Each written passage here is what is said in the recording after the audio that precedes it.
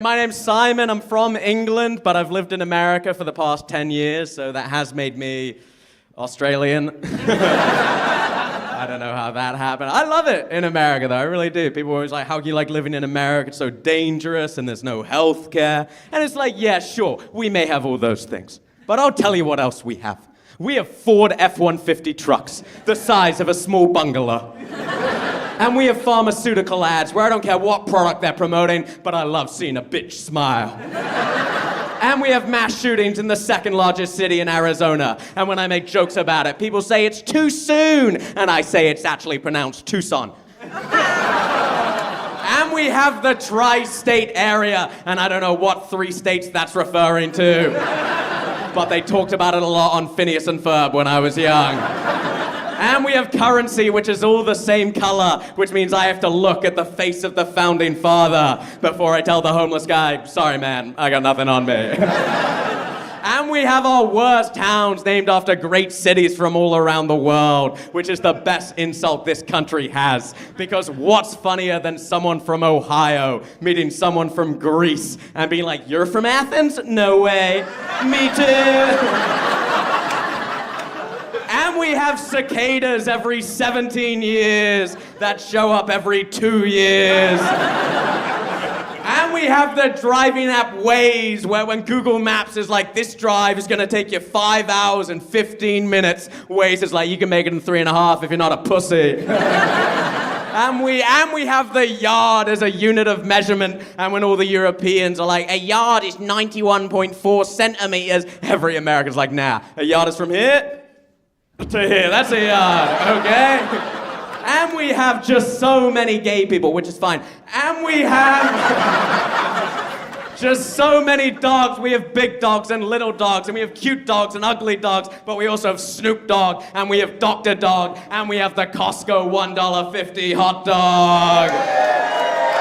And you can call me a Haitian in Springfield, because I'm eating that dog. And we have the national anthem, which everyone knows every word to, but no one knows what any of those words mean. What the fuck is a rampart? And why is it gallantly streaming? All right, that's probably enough pro-America material up top. There are gonna be people watching this in other countries like Canada, or as I call it, America's Taiwan. So... I don't know who I am. No, I would like being in America. Like, it's so easy for me as an immigrant to be in America, right? Like England and America, you take away the small differences. We are pretty much the same. Like we speak the same language. Like a real immigrant is someone who has to learn the language. Like my buddy Phil. I went to high school with Phil. I actually went to boarding school, and you guys know what boarding school is, right? Yeah, gay high school. So... But Phil was from South Africa, and so English was his second language, so sometimes he would get his phrases mixed up. Like one time, he was playing in this chess tournament, and he lost in the final. And I asked him afterwards, how do you think you did? He said, bro, I thought I was as good as him, if not worse. I was like, that's not a phrase. But it absolutely should be. It's like, hey, how did Ohio State do in the game last year? As good as Michigan, if not worse. He said, bro, am I gonna be in your stand-up now? I said, yeah, you just said one of the funniest things anyone's ever said. If not, less funny. But it's cool to be. I am from England. Anyone here from another country make some noise? Yeah. Okay, where are you from over here? You're from where? Bulgaria, no way. Did you know the capital of Bulgaria is Sofia? That's a little trick I learned when I was 18. I learned the capital of every country, because I was very eager to lose my virginity. And I read online that women like a well-traveled man, and I wasn't well-traveled, but I was like, fake it till you make it. I learned the capital of every country just so I could lose my virginity. There are 196 countries. 195 if you're Chinese. I learned the capital of everyone. And I'll prove it to you right now. Yell out any country, I'll tell you its capital, just so I could lose my virginity. Chile, Santiago. Some more countries? Yugoslavia. Argentina, Buenos Aires. Yugoslavia. Yugoslavia, not a country, sir. You are stuck in 1991, but that's cool. All the power to you. Lithuania, Vilnius, some over here. Denmark, Copenhagen, one more. Venezuela, Caracas. In other news, I lost my virginity to a prostitute. So, who saw that one coming? Not I. I was 18, I had just graduated gay high school, and I'm on a trip with 5 friends through Europe, which is gay America, and I get a message, I'm in Amsterdam, I get a message from who else but Phil. And Phil says, Simon, I see you're in Amsterdam, I'm in Amsterdam, do you want to get your rocks off in the red light district?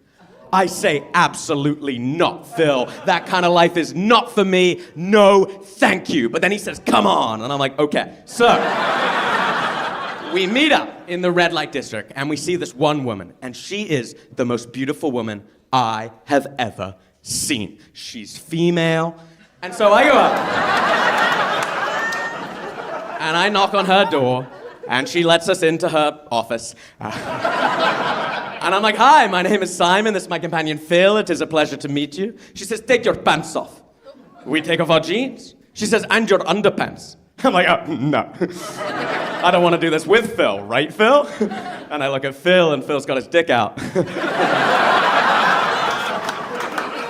And she says, okay, let me get someone else. So she goes to the back room, she brings out another prostitute. It was double Dutch. And she says, who do you want? And Phil says, I'm happy either way, mate. Lips are lips. And I'm like, that's the grossest thing anyone's ever said in the history of things. But then the original prostitute, the OP, she says, hurry up, who do you want?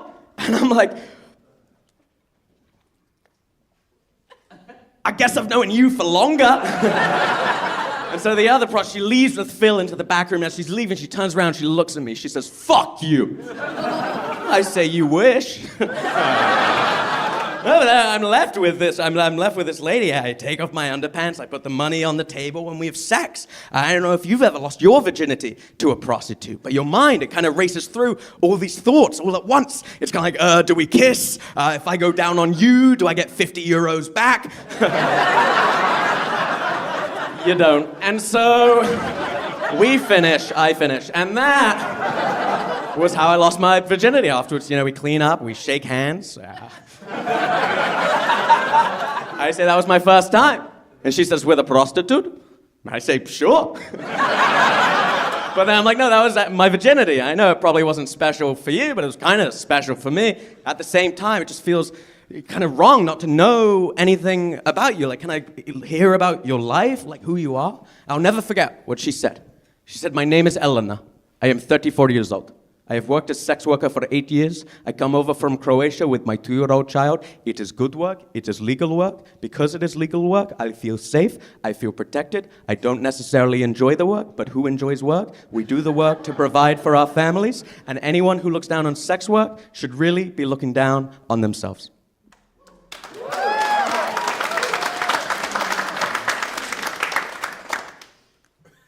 I said, you're from Croatia. Did you know the capital of Croatia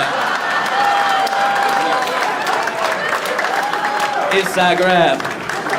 And then Phil emerges from the other room and we leave, and as we're walking in the afternoon sun, this whole thing took place at 2 p.m., Phil asked me, how much did you pay? I'm like, 150 euros. He says, you paid that much for a blowjob? I say, I beg your pardon? He says, we were just going in for blowjobs. You just got a blowjob, right? I was like, no, Phil, I had sex with her. He says, you had what? I'm like, she's a sex worker. I thought that's what we were doing. You go to a steakhouse, you order a steak. You don't just order a blowjob. Phil looks at me and says, Simon, you're disgusting. I say, but Phil, you said lips are lips. He says, yes, Simon, lips are lips. What did you think I meant? And I say, I would rather not tell you. And it was a horrible feeling because I looked in this man's eyes, who I considered to be the most depraved, illicit, unethical person I had ever met. And I could see he now thought I was as good as him, if not worse. Thank you very much, everyone. Thanks for listening.